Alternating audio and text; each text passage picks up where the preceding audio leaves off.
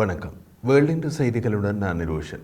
ரஷ்ய ஜனாதிபதி Vladimir Putin Taliban அரசாங்கத்துடன் உறவுகளை கட்டியெழுப்ப வேண்டும் என்று ரஷ்ய அதிகாரிகளுக்கு உத்தரவிட்டார். ஒரு தாலிபான் தூதுக்குழு ரஷ்யாவுக்கு பயணம் செய்துள்ளது. அவர்கள் ரஷ்யாவில் இருந்த நேரத்தில் தான் தாலிபான் அரசாங்கத்துடன் உறவுகளை கட்டியெழுப்ப வேண்டும் என்ற உத்தரவு புட்டினால் பிறப்பிக்கப்பட்டுள்ளது.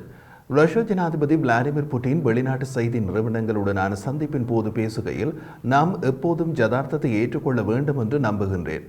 ஆப்கானிஸ்தான் தாலிபான்கள் ஆட்சியில் உள்ளனர். தாலிபான் அரசாங்கத்துடன் நாம் உறவுகளை கட்டியெழுப்ப வேண்டும் என்று புட்டின் கூறினார். நேற்று புதன்கிழமை ரஷ்யாவின் செயின்ட் பீட்டர்ஸ்பர்க் நகரத்தில் நடந்த சர்வதேச பொருளாதார மன்றத்திற்கு தாலிபான் பிரதிநிதிகள் வருகை தந்த போது புட்டின் இவ்வாறு கூறினார்.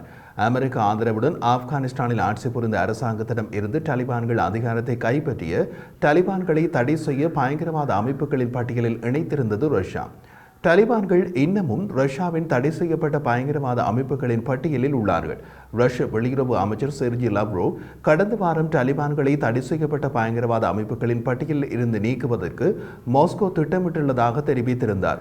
மத்திய ஆசியாவில் உள்ள உஸ்பெகிஸ்தானுக்கு புட்டின் விஜயம் செய்த போது அவருடன் சென்று ரஷ்ய வெளியுறவு அமைச்சர் செர்ஜி லவ்ரோவ் செய்தியாளர்களிடம் பேசிய போது தாலிபான்கள் தான் ஆப்கானிஸ்தானின் உண்மையான சக்தி, அவர்களை தடை செய்யப்பட்ட பயங்கரவாத அமைப்புகளின் பட்டியலில் இருந்து நீக்குவதற்கு திட்டமிட்டுள்ளோம் என்றும் தெரிவித்தார்.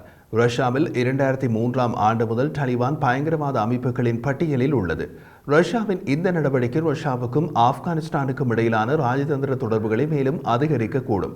ஆனால் தாலிபான் அரசாங்கத்தின் உத்தியோகபூர்வ அங்கீகாரத்தை செய்வதற்கு ரஷ்யா தயாராக இல்லை என்றே தெரிகிறது. அது வேறு பல ராஜதந்திர சிக்கல்களை ரஷ்யாவுக்கு ஏற்படுத்தி விடலாம். ஆப்கானிஸ்தானின் இஸ்லாமிய எமிரேட் என்று அழைக்கப்படும் தாலிபான் அரசை இதுவரை எந்த ஒரு நாடும் உத்தியோகபூர்வமாக அங்கீகரிக்கவில்லை. ஆப்கானிஸ்தானின் சர்வதேச அங்கீகாரம் பெற்ற அரசிடமிருந்து ஆட்சியினை கைப்பற்றி நாட்டின் அதிகாரத்தை பொறுப்பேற்றிருந்ததிலிருந்து தாலிபான் அதிகாரிகள் ஒரு தீவிர இஸ்லாமிய சட்டத்தை நடைமுறைப்படுத்திக் கொண்டனர். அவர்களுடைய தீவிர இஸ்லாமிய சட்டம் பெண்களை பொது வாழ்க்கையில் இருந்து திறம்பட தடை செய்கிறது. ரஷ்யா தாலிபான்களை தடை செய்யப்பட்ட பயங்கரவாத அமைப்புகளின் பட்டியலில் தொடர்ந்து வைத்திருந்த போதிலும் கடந்த பல ஆண்டுகளாக தாலிபான்களுடன் உறவுகளை வளர்த்து வருகிறது.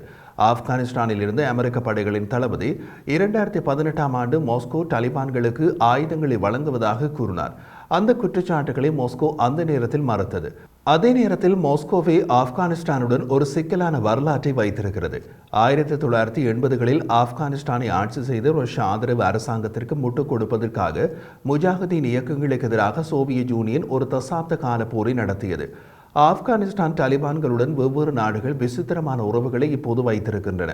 கடந்த செவ்வாய்க்கிழமை அபுதாபியின் ஆட்சியாளரான ஷேக் முகமது பின் சயீத் அல் நஹ்யான் தாலிபான் தலைவர்களில் ஒருவரான சிராஜுதீன் ஹக்கானியை எமிராட்டி தலைநகரில் உள்ள ஹஸ்ரத் அல் ஷாதி அரண்மனையில் சந்தித்தார் என்று ஐக்கிய அரபு அரசு நடத்தும் WAM செய்தி நிறுவனம் தெரிவித்தது. ஆப்கானிஸ்தானின் முன்னாள் மேற்கத்திய ஆதரவு அரசாங்கத்திற்கு எதிரான சில இரத்தக்களரி தாக்குதல்களுக்கு குற்றம் சாட்டப்பட்ட தாலிபான்களுக்கு உள்ள சக்தி வாய்ந்த வலையமைப்பான ஹக்கானி நெட்வொர்க்கிற்கு தலைமை தாங்கும் தாலிபான்களின் உள்துறை அமைச்சர் ஹக்கானியுடன் ஷேக் முகமது கைகுலுக்கிய படத்தை அது வெளியிட்டது. தாலிபான் தலைவர்களில் ஒருவரான சிராஜுதீன் ஹக்கானியின் தலைக்கு அமெரிக்கா $10 மில்லியன் சன்மானம் அறிவித்துள்ளது. சிராஜுதீன் ஹக்கானி மற்றும் அவர் தலைவராக உள்ள ஹக்கானி நெட்வொர்க் இரண்டுமே அமெரிக்காவின் பயங்கரவாத பட்டியலில் உள்ளது. 2012ஆம் ஆண்டு ஐக்கிய நாடுகள் சபையின் பாதுகாப்பு கவுன்சில் ஹக்கானி நெட்வொர்க்கை பயங்கரவாத பட்டியலில் இணைத்தது.